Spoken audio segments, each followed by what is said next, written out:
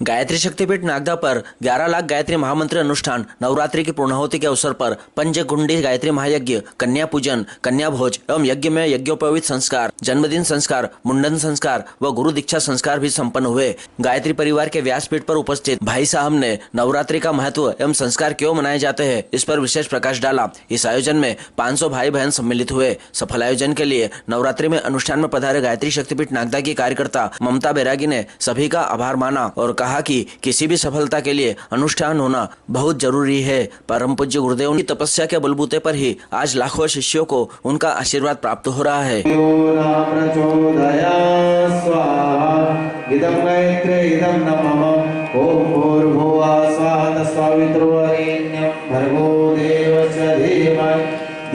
यो न प्रचोदयात् स्वाहा इदं मैत्रे इदं नमः इदं मैत्रे इदं नमः ओम भूर्भुवः स्वः सवितुर्वरेण्यं भर्गो देवस्य धीमहि धियो यो न प्रचोदयात् स्वाहा इदं मैत्रे इदं नमः ओम भूर्भुवः स्वः सवितुर्वरेण्यं भर्गो देवस्य धीमहि धियो यो न प्रचोदयात् स्वाहा इदं मैत्रे इदं नमः ओम भूर्भुवः स्वः सवितुर्वरेण्यं भर्गो देवस्य धीमहि धियो यो न प्रचोदयात् स्वाहा इदं मैत्रे इदं नमः।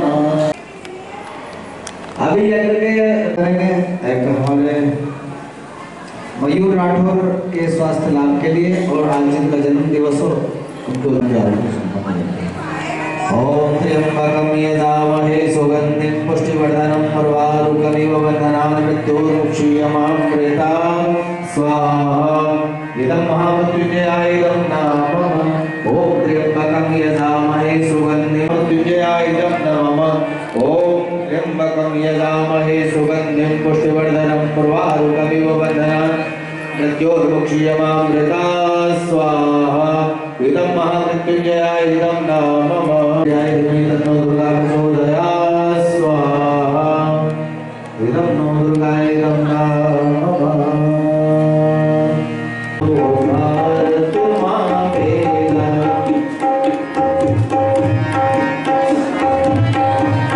थाम लो भारत मां तेरा थाम लो भारत मां तेरा क्रांति की जलती लाल मसाल क्रांति की जलती लाल मसाल थाम लो भारत मां तेरा थाम लो भारत मां तेरा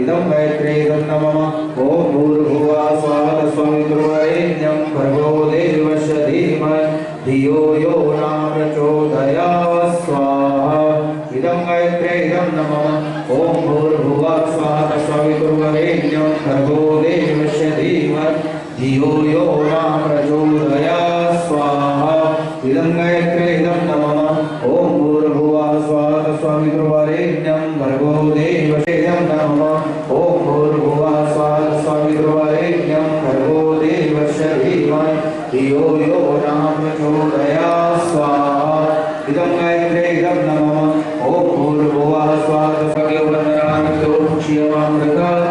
स्वाहा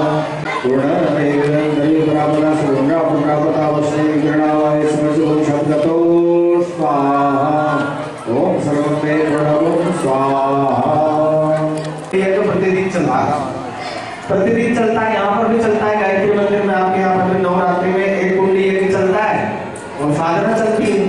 प्रतिदिन ही होता है यज्ञ तो यहाँ पर परम पूज्य गुरुदेव मेरी माता जी की जो तपस्थली है, वैसे ही जो संस्थान है आपका नागदा संस्थान, ये इसलिए स्पेशल है जहाँ पर ऐसे महापुरुष, जिन महापुरुषों ने एक भी महापुरुष चरण किया हो गायत्री महामंत्र का, गायत्री मंत्र का महापुरुष चरण, गायत्री महामंत्र का महापुरुष चरण होता है जिसमें 67 माला रोजाना गायत्री महामंत्र की फेरनी पड़ती है और वो 1 साल चलता है।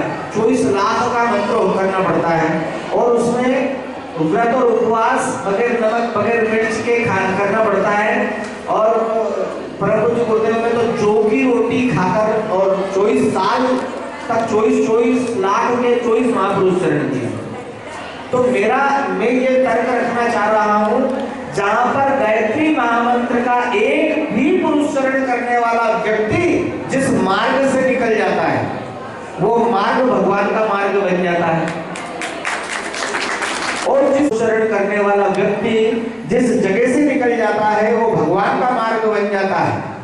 और जहां पर वो आता है, रहता है, निवास करता है, वो तीर्थ बन जाता है। आप लोग जो हरिद्वार आदि जाते हैं ना तीर्थों में, तो वहां पर क्या हुआ है, कालांतर में यदि हम लोग देखें तो पिछले समय में यदि हम लोग जाए तो वहां हुआ क्या था, ऐसा कि जो तीर्थ बन गए, नेमिसारा के तीर्थ जाते हैं, है ना, कुरुक्षेत्र जाते हैं, सुकर क्षेत्र जाते हैं, मथुरा वृंदावन जाते हैं, गोदावरी जाते हैं, चित्रकूट जाते हैं, जाते नहीं जाते हैं, पंचवटी भी जाते हैं बहुत सारे लोग, उधर चारों ही हमारे धाम हैं, वहां जाते हैं। तो यहाँ ऐसा क्या है, भगवान है। यदि वहां भगवान है तो फिर तुमने घर में मूर्तियां बिठा रखी, इनमें भगवान है ही नहीं है। जो हमने अभी नवदुर्गा में मूर्तियां बिठाई, इनमें कोई भगवान नहीं है। यदि वहां भगवान है तो नहीं गुरुजी, इनमें भी भगवान है और वहां पर भी भगवान है, तो फिर वहां विशेष क्यों है भाई? ऐसा क्या है तीर्थों में जो बहुत विशिष्ट है? तो वहां पर विशिष्ट यह है जिन्होंने अपनी जिंदगी को साध कर, अपनी जिंदगी की निरंतर साधना करके और इस मनुष्य शरीर को देवता का शरीर बना लिया, देवत्व का शरीर बना लिया, ऋषियों का शरीर बना लिया, तबा कर इस शरीर को और निष्पाप कर दिया, कलुषहीन कर दिया, निष्कलुष कर लिया, निश्चल कर लिया, निष्कपट कर लिया है। वह व्यक्ति 24 लाख में 24 महापुरुष चरण, तो एक ही महापुरुष चरण यदि कर ले और वो व्यक्ति जहां पर भी रहे, जिस जगह पर वो निवास करे, जिस जगह पर वो अनुष्ठान करे, जिस जगह पर वो यज्ञ करे, जिस जगह पर वो माला करे, जिस जगह पर वो एक बार भी अपने मुंह से मंत्र का उच्चारण कर दे, तो वह जगह तीर्थ बन जाती है। और यहाँ नागदा इसलिए स्पेशल है कि यहाँ पर परम पूज्य गुरुदेव पंडित श्री राम शर्मा आचार्य वेदमूर्ति तपोनिष्ठ, जिन्होंने 24 लाख के 24 महापुरुष चरण किए हैं। विश्वामित्र जी ने करे थे 10 महापुरुष चरण। कितने? जोर से बोलो, कितने? 10 महापुरुष चरण करे थे गायत्री महामंत्र के, जिसमें इतनी ताकत आ गई थी कि ब्रह्मा जी से कहा मेरे हिसाब से सृष्टि की रचना करो। बोले नहीं, हम आपसे नाराज है। तो बोले नाराज हो तो फिर हम लोग ऐसा करते हैं, तुम ही जानते हो क्या सृष्टि का निर्माण करना, हम ही निर्माण कर दें। तो विश्वामित्र जी ने अलग से सृष्टि का निर्माण प्रारंभ कर दिया। तो ब्रह्मा जी ने सोचा कि अपनी नीची हो जाएगी, अब क्या करें, भगवानों को, देवताओं को भेजा कि विश्वामित्र जी को समझाओ। फिर भगवान विष्णु स्वयं आए और विश्वामित्र जी को समझाया और रोका उनको, मत बनाओ भैया, दूसरी सृष्टि की रचना मत करो। तो कहते हैं बकरी के बदले में उन्होंने भेड़ बनाई, है ना, घोड़े के बदले में उन्होंने गधा बनाया, है ना, और ऐसे ऐसे बहुत सारी चीजें। मनुष्य को बनाने वाले थे तो भगवान आ गए, तो नारियल जो है बोलते हैं कि मनुष्य का सिर तो बना दिया ना, खोपड़ी बना दी थी, अब शरीर बनाना बाकी था, प्राण डालना बाकी था। तो उन्होंने आगे ब्रह्मा जी ने, विष्णु जी ने रोक दिया कि भैया सृष्टि का निर्माण मत करो, आप जो चाहते हैं वो हो जाएगा। बोले ऐसा है, बोले ब्रह्म ऋषि का पद दो। बोले ब्रह्म ऋषि का पद ऐसे नहीं मिलता, उसके लिए तप और त्याग करना पड़ता। जो 10 महापुरुष चरण करके उस सृष्टि का निर्माण कर सकता है, क्षत्रिय होते हुए भी क्षत्रिय थे, वो लड़ाई झगड़ा करते थे, राजा महाराजाओं को हराते थे। विश्वामित्र जी विश्वजीत नाम के राजा थे। तो जो एक क्षत्रिय जब 10 पुरुष चरण करके सृष्टि का निर्माण कर सकता है और ब्रह्म ऋषि के पद को प्राप्त कर सकता है, तो ब्रह्म जो गुरुदेव पंडित श्री राम शर्मा आचार्य